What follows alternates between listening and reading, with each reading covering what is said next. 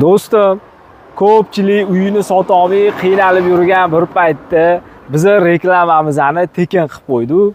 Sizga agar qiziq bo'lsa, videoni oxirigacha ko'rib, layklar bosib, podpishka qilib turinglar, kanalga obuna bo'lasiz. Keyingisi sizni yuzni borib, tekinga reklama qilib berish nasib qilib qolishi mumkin. Qaranglar, bu joyimiz Toshkent shahar Bektemir tumaniga tegishli, yo'l yuziga joylashgan, hamma kommunikatsiyalari bor, zo'r joydan uy topib qo'ydim. 8 sotuvdan iborat 6 ta xonasi bor. Hokimiyat ko'chasida, ro'da hokimiyat kerakli joyi Qo'yluv bozoriga 1 kilometr bo'lgan masofada, Food City bozoriga 3-4 kilometr bo'lgan masofada, sentrda yo'l yuzida zo'r joy topib qo'yganman. Uyingiz oldida bog'cha, maktab 50 metr oralig'ida ekan. Zo'rmi? Avtobuslar o'tar ekan, marshrutlar o'tar ekan, ya'ni yetmagani uyingiz oldida magazin ham bor ekan.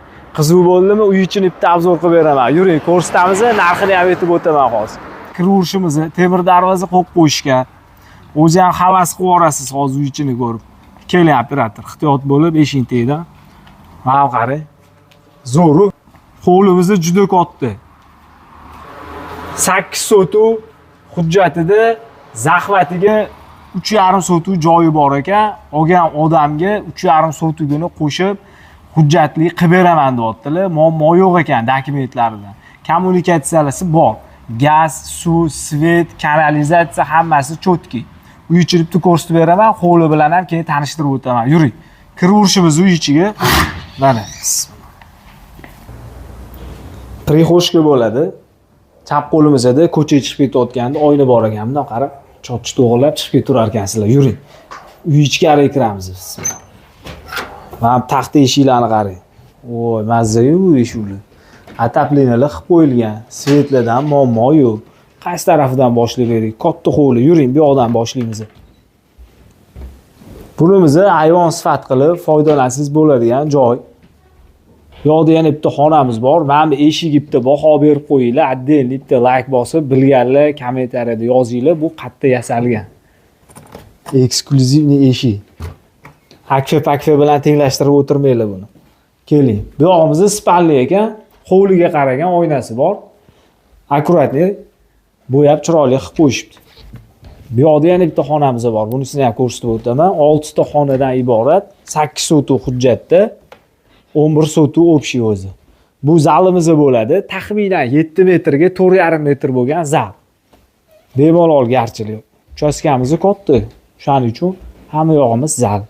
Bu yoqda bolalar uchun yotoqxona qilib qo'yishibdi. Kimgadir boshqa xona qilib foydalansangiz ham bo'lar ekan. Yuring, zo'r fishkasi bor bu uyni. Hozir ko'rsatib o'taman. Bilasizlar, har doim bonusli fishkali joylarni topib yuraman. Bu yog'imiz mana katta koridor. Dom sifat qilib qo'yishgan ekan. Uy ichidan chiqmaysiz, vanna hojatxonalari bor. Bu yog'imiz oshxona. Foydalansa bo'ladigan holat. Keling. Konditsionerlari bor, ishlab turibdi. Konditsionerni bonusga berib yuboraman deyaptilar. Tashab ketar ekanlar. Bu yog'imiz ham yana bitta katta zal. Ana mehmon do'st oilalarga vobshe zo'r joy. Yoki bo'lmasam, aka-ukalar bo'lsa, bemalol 4 ta oila sig'ib ketadigan joy ekan. Bunimiz yana bitta yotoqxonamiz. Buni oldida to'g'ri chiqsangiz, o'ng qo'lingizda hammomi bor ekan. Hamma sharoiti bor. Bunimiz hojatxona. Mana bu yoqda kachol qo'yib qo'yishibdi. Mashina o'zi atapleyni hisobida uyingizni yondirib yuborar ekan issig'ida. Qish kunida uyingiz ichi suvib turadi, atapleynadan tashqari. Yuring, endi bitta qo'lini obzor qilib beraman. Zo'r fishkasini, bonusini ham ko'rsatib o'taman. Ketdim. Hovlimizga chiqib oldik. Hovlimizga chiroyli qilib anaqa naveslar qilib qo'yishdi. Salqin qilib, tapchalli qilib, akkuratli holatda ekan. Mazza qilib o'tiradigan joy ekan. Kimga qiziq bo'lsa, pastda egasi nomerini qoldiraman, bemalol telefon qilib aloqaga chiqsanglar, yanada ko'proq ma'lumot berishga harakat qiladi uy egalari. Qarang, yuring, tapchan mana bu yog'i. Bu yog'imizda hovli hali tugamayapti. Общий 11 sotuvdan oshuv. Dokumentda 8 sotuv oladigan insonga 11 sotuvdan oshuv shu bor hujjatini qilib beraman deyaptilar. Yuring, yana bitta bu yoqni ham ko'rsatib bering. Kim uy qurib sotadiganlar bormi? to'rtta kuka bormi, yo'l yuzida joylashgan kimdir do'kon qilmoqchimi, balisi qilmoqchimi, mehmonxona qilmoqchimi, vobshe zo'r lokatsiya. Rovda ko'cha. Bozorlarga yaqin joylar, bunaqa sentr joylardan haddan chiqib urmaydi. Qarang, o'ng qo'limizda bir qator sklatlar ketgan ekan. Xonalar, xohlasangiz biz tashlab qurasiz, xohlasangiz foydalansangiz bo'ladi. Mana mashitgacha, mana mashi devorgacha hujjati bor. Bu yog'ini zahmat qilib foydalanishgan ekan. Bu yog'imiz mana zo'r do'sh chiqdi. Bu yog'imizda 3,5 sotuq orqada sexi bor ekan. Sex qilishga zo'r joy. 380 tok kelgan ekan. Xohlasangiz sklat qilasiz, xohlasangiz ishlab chiqarish qilasiz. Xohlasangiz biz tashlab boshqatdan qurasiz. Zo'rmi? Zo'r. Bonusga bitta ovchi kuchugimiz bor ekan, o'shani qo'shib berilar ekan. Xohlasangiz agar. Keling, uyi narxini 285 ming dollar so'rayaptilar egalari. Egalari ayturalar. Pul bilan kelib, kimga qiziq bo'lsa, sodalasangiz kelishtirib berar ekanlar. Past egalari nomeri. Lekin bu joylar narxi arzon joylar emas, Toshkent shahar, Bektemir tumani, Qo'yliqdan 1 kilometr bo'lgan masofada, Rovdi ko'chada.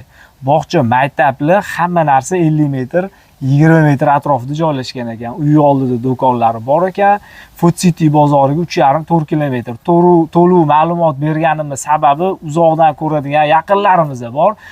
Shu insonlar nazarda tutib, obzorni ko'proq to'liqroq ma'lumot qilib berdim. Bu yoq tarafimizda ko'chada oshxona, hammomi, hojatxonasi, saunasi ham bor ekan. Kimga qiziq bo'lsa, ishga tushirib foydalansangiz bo'lar ekan. Sizga reklama xizmati kerak bo'lsa, uyingizni tez sotmoqchi bo'lsangiz, yana eng zo'r joy tekinga reklama qilmoqchi bo'lsangiz, tepada nomer qoldiraman, kanalga obuna bo'lib, kommentariyalarda fikringizni yozib qoldiringlar. Arzonmi, qimmatmi, bo'lsa olarmi deylar, zo'r narxmi, nima deysizlar? Past izohlarda qoldiringlar. Bu videoyimni shu atrofdan uy qidirib yurgan yaqinlarga jo'natib qo'yinglar. Sog' bo'ling.